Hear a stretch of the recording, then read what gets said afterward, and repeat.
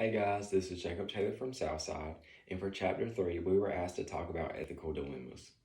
I can't remember an instance when I was faced with an ethical dilemma, but I can recall learning a lot about ethics from my health science classes, and I'll be learning a lot more about it in the fall as it is one of my classes. My teacher taught us that ethics are moral decisions about the belief if something is right or wrong. These range from very minor things like not citing a source in a presentation to topics like pro life and pro choice. Ethics is a very major part of the healthcare field, being that as a care provider, you must take full accountability for your actions and the well being of patients.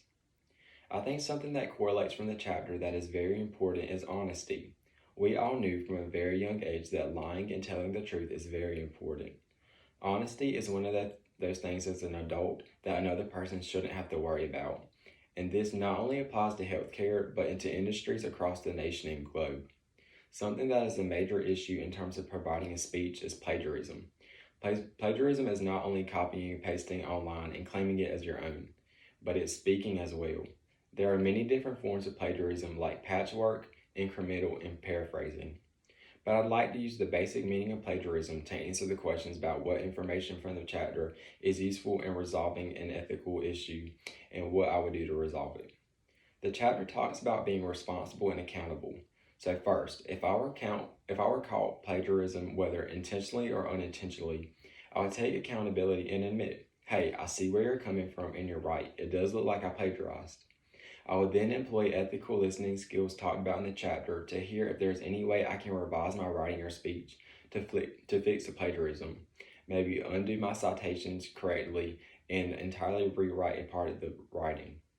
I then listen to their feedback and either undergo the consequences or do what I said I was going to do and undo the plagiarism.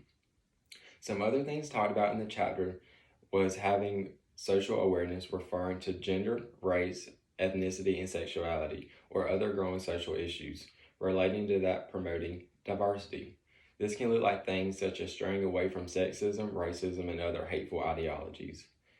Another thing is using inclusive language. This means using correct pronouns and using statements like we. You would not want to use any form of hate crime or speech either.